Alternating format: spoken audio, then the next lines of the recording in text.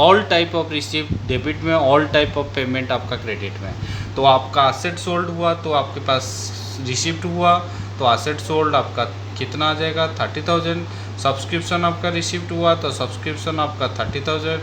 Rent paid आपके लिए खर्चा है तो बाय रेंट, रेंट आपका कितना पेड हुआ 10,000। कार परचेज हुआ तो by car purchase, car purchase आपका कितना कार परचेज है 30,000।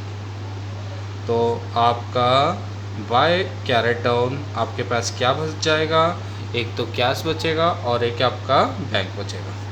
ठीक है, फिर मैं दोबारा बता रहा हूँ, opening cash bank, donation receipt ये भी रिसिप्ट है, स्पेसिफिक डोनेशन ये भी रिसिप्ट है, असेट सोल्ड रिसिप्ट है, सब्सक्रिप्शन रिसिप्ट है, रेंट पेड एक्सपेंस है, कार परचेज एक्सपेंस है, अपने आप आपका कैरेट ऑन बच जाएगा। तो ये टोटल कितना हो गया 30, 50, 90, 150, जिसमें आपको 40,000 चला गया और आपके पास कैश बैलेंस कितना है 5,000। तो इसका मतलब 30, 40, 45 चला गया तो 105 बच गया। तो कितना आपका बैंक बैलेंस बचा 105।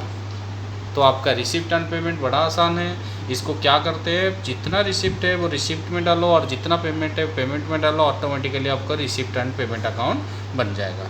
बट आपको जब इनकम एंड एक्सपेंडिचर बनाते टाइम आप इसको ध्यान देना पड़ेगा कि इनकम एंड एक्सपेंडिचर इसका किस तरीके से हम इनकम एंड एक्सपेंडिचर बनाएं।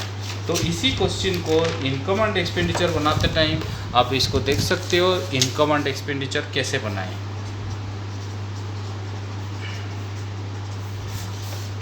आप इस क्वेश्चन को इनकम एंड एक्सपेंडिचर जब बनाओगे तो आपको इनकम एंड एक्सपेंडिचर में पहला पॉइंट, आपको इनकम एंड एक्सपेंडिचर में ये एक्सपेंडिचर डेबिट इनकम क्रेडिट सबसे पहला पॉइंट आएगा। क्या कैश ओपनिंग आएगा? नहीं, क्योंकि कोई भी कैश असेट सोल्ड या असेट का बैलेंस नहीं आता। तो इसमें सबसे पहला आएगा डोनेशन, बिल्कुल डोनेशन आएगा। बाय डोनेशन करके कितना आएगा donation, general donation, but specific donation नहीं आएगा। ठीक है, नेक्स्ट पॉइंट क्या है, नेक्स्ट पॉइंट असेट सोल्ड नहीं आएगा। नेक्स्ट पॉइंट है सब्सक्रिप्शन, सब्सक्रिप्शन आएगा बट सब्सक्रिप्शन कितना आएगा 30,000, जिसमें से आउटस्टैंडिंग करंट ईयर 5,000, तो आपका सब्सक्रिप्शन 35,000 आएगा। कितना आएगा सब्सक्रिप्शन 30 प्लस 5,000 आउटस्टैंडिंग है तो 5,000 जुड़ जाएगा तो 35,000 आएगा।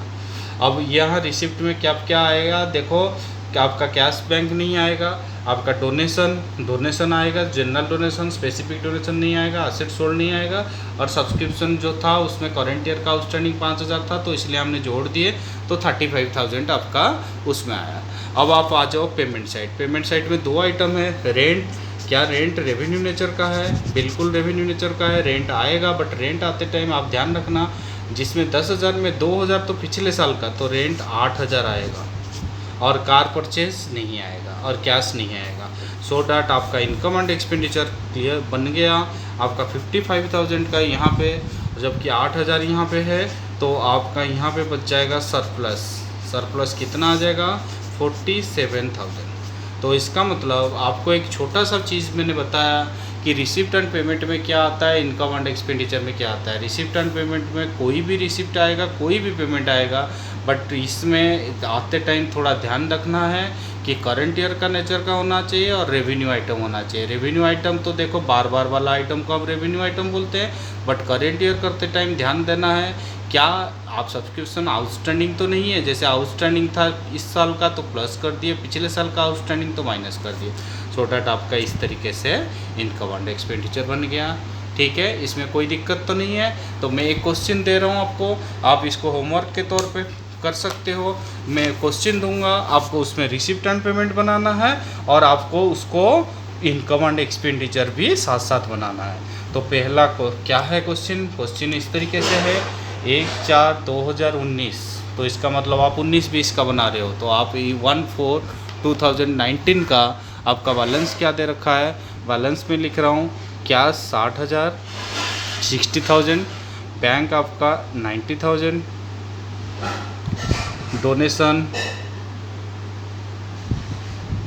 डोनेशन आपका एक तो जनरल डोनेशन जो है, जनरल डोनेशन आपका मान लो 30,000 है, और डोनेशन स्पेसिफिक है। स्पेसिफिक डोनेशन आपका 20,000। एंट्रेंस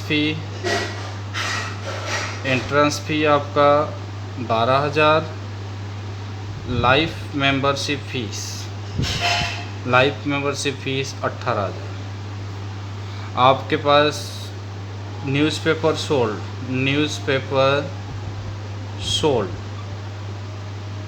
12,000। 2,000 कर दो, न्यूज़पेपर ज़्यादा अमाउंट हो गया। Newspaper sold 2,000। और आपको लिखा है सब्सक्रिप्शन आपको रिसीव हुआ है। सब्सक्रिप्शन ऑलवेज रिसीव्ड होता है। सब्सक्रिप्शन 80,000 टोटल है। सब्सक्रिप्शन कितनी है? सब्सक्रिप्शन आपका 80,000, 80,000, जिसमें लिखा है including 10,000 for previous year and 5,000 for next year. आपको रेंट पेड दे रखा है 15,000। आपको सैलरी पेड दे रखा है। सैलरी पेड होता है ऑलवेज यहाँ पे 10,000। और सैलरी आउटस्टैंडिंग दे रखा है। आउटस्टैंडिंग करंट ईयर का मतलब इसी साल का बाकी कितना है? इस साल का बाकी 3,000 है। और आपको क्लोजिंग क्या दे रखा है? क्लोजिंग 31 मार्च 20 को कैश बैलेंस है आपका 50,000, जबकि आपको बैंक नहीं दिया। तो आपको इसमें क्या बनाना है? एक तो आपको बनाना है रिसिप्ट एंड पेमेंट अकाउंट, और दूसरे नंबर पे आपको बनाना है इनकम एंड एक्सपेंडिचर अकाउंट। तो बस वही चीज़ बनाते टाइम ध्यान रखना है।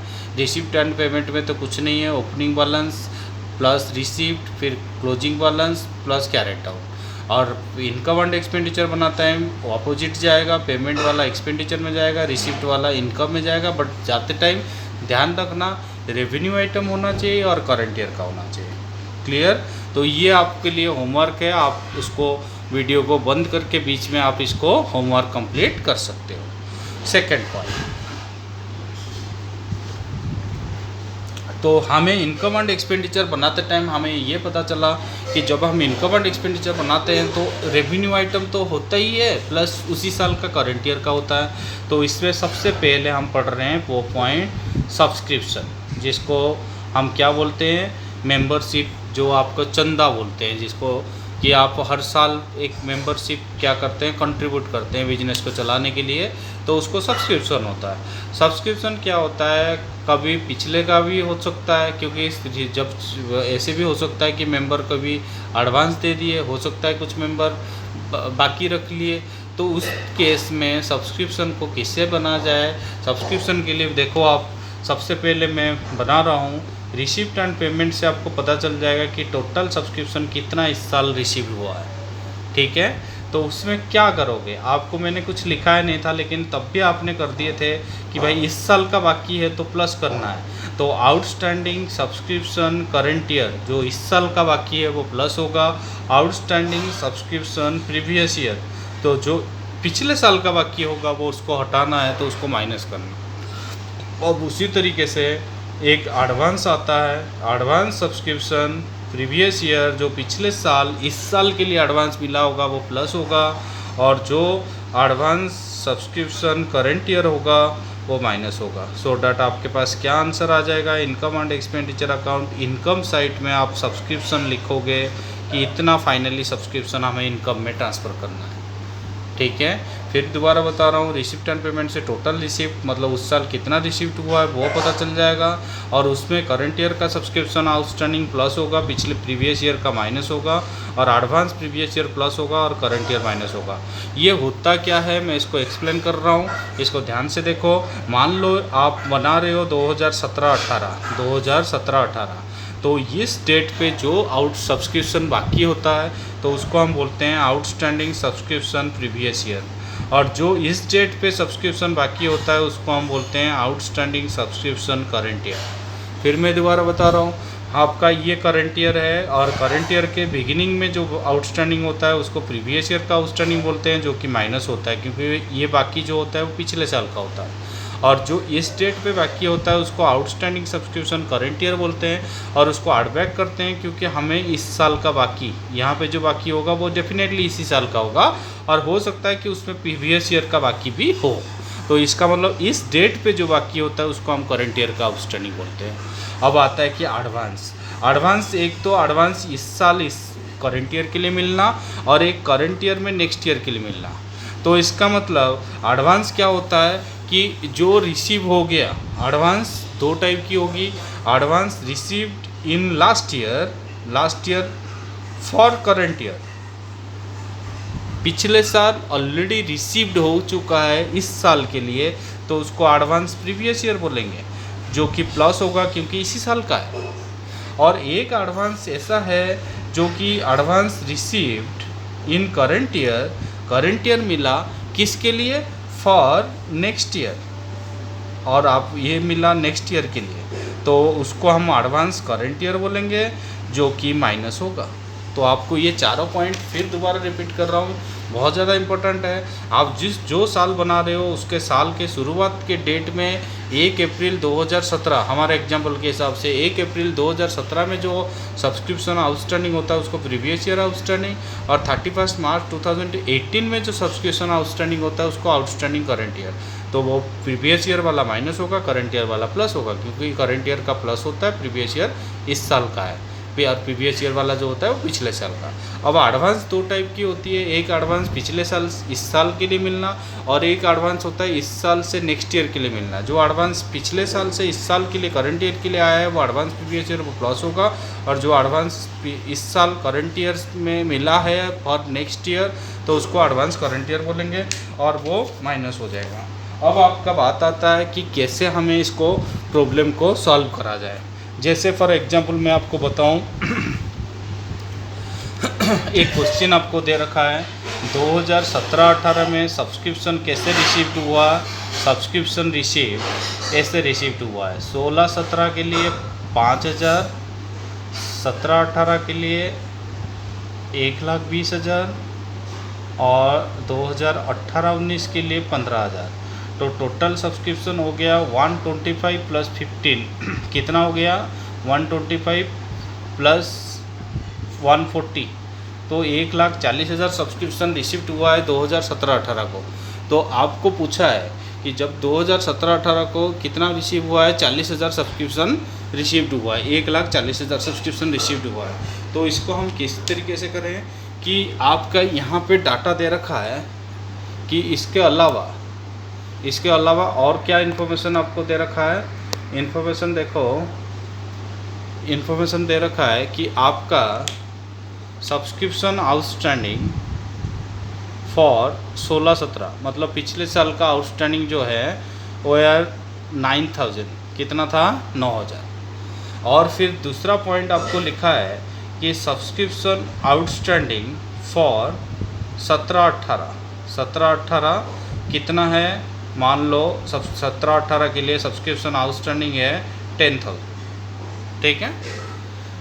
तो इस केस में देखो कैसे हम करें। तो सबसे पहले जैसे हमें बनाना है receipt and payment total receipt, तो आप ये लिखो और इसमें आप बना सकते हो, क्या लिख सकते हो कि सब्सक्रिप्शन आउटस्टैंडिंग फिर करंट ईयर प्लस होता है, subscription outstanding previous year minus होता है, ठीक है।